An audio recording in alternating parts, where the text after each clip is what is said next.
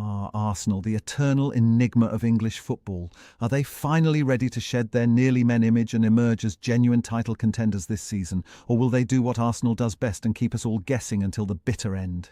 Strap in, folks, as we embark on a journey filled with hope, despair, and possibly a sprinkling of North London magic. Ah, the sweet scent of optimism is wafting through the Emirates.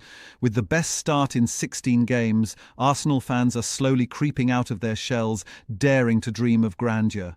But let's not get ahead of ourselves. It's a marathon, not a sprint, and there's plenty of time for Arsenal to Arsenal it up.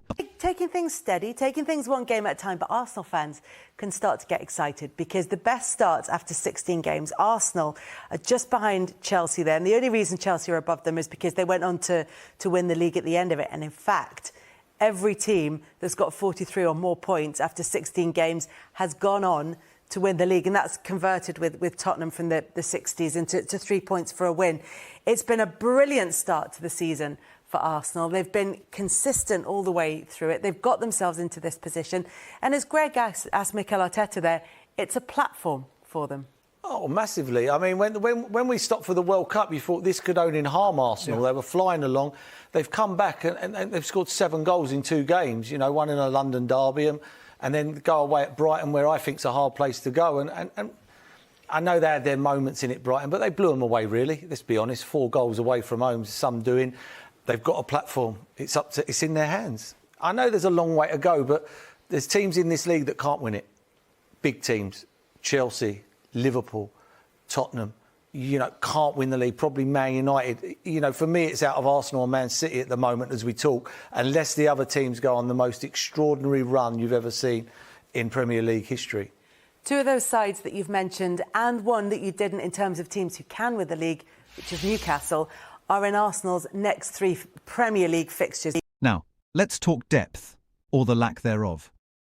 Arsenal's bench has often been likened to a damp squib, but this season the squad is showing a bit more substance. Can they sustain this depth throughout a grueling season? Or will it unravel like a poorly knitted scarf? The stark contrast in strength in depth, bro, is absolutely madness. And this just adds to Arsenal's, what I was just saying before. Look at this chat. This is the Arsenal strength in depth. 2 players in every single position. It's mad, bro. I repeat, 2 players in every single position. 3 players up front. Eze, Leandro Trossard, Gabriel Martinelli. Victor Gyökeres, Kai Havertz, Gabriel Jesus. Listen, you can say what you want about Jesus and Havertz, but when they now become available in a team that had already Victor Gyökeres available, because obviously he rarely gets injured, right? They now can be more... It will look a lot better now when they're available because it's another option. And then look at the right-hand side. Bukayo Saka, Noni Madueke, Max Dowman, bro. I can't lie to you, bro. This is the best, one of the best squads in Europe. You have to put it there, man. You know what I'm saying to you? They have one of the best strength in depth in Europe, bro. I don't really see many. Maybe you could look at Real Madrid. Maybe you could look at Barcelona. Maybe there's, I don't know, I think Bayern Munich have got a settled 11, but after that, I'm not sure. PSG, maybe. 5 wins from 5, and everyone's getting giddy. But in the Premier League, the top 3 is a bit like a soap opera, full of twists, turns, and unexpected plot lines. Will Arsenal be the plucky underdogs or the tragic heroes? Arsenal are in the best form. They're 5 wins from 5. So you look at the top 3, very captain obvious to say. It's still a 3-horse race. I think Arsenal are the best team in terms of what they've got, the recruitment, how strong they are. No one can get a goal against them. No one can get a shot against them. So at this present time, they're just sort of streaking away a little bit. And I think the odds sort of reflect that, Kay. I think you take Man United and Chelsea out of it, they've got no chance. They're not ready yet for a title charge. But I look at Arsenal, City and Liverpool. Yes, Liverpool need to get their skates on. And they probably need to be flawless for about 2 months to try and catch Arsenal. The City game will tell us a lot. I mean, that's going to change all the odds depending on what happens in that game. But alas, there's a tactical tightrope to walk. Arsenal's attacking flair can sometimes leave them as open as a pub on a Friday night. Can they balance the beautiful game with the harsh realities of defensive diligence? We can easily play this idea of, yo, let's go and play this football, and then we become a bit open, and then we become suspect to the counter-attack, and then we can see goals. I think what Arteta's doing is installing a mentality that is, we want to defend. We want to make sure we are keeping clean sheets. We want to make sure that teams just don't have a chance, bro. It's a mentality shift now. It's a psychological edge now that the Arsenal now are trying to impose on the opposition. Some people don't even get a shot on target, bro. They look at the defense and be like, oh my God, bro. Saliba, Gabriel. If I'm not playing them two, Mascara, Hincapi. If I'm not playing them, it's this, that. Like, bro, it's something that I look at and I'm like, Arteta has gone in and thought, yo, let me go and make my best form of attack my defense, bro. He switched it. On paper, they've looked like world beaters, but let's not forget that the real test of champions is how they handle adversity. Will they continue to conquer, or will they crumble like a stale pastry when faced with real pressure?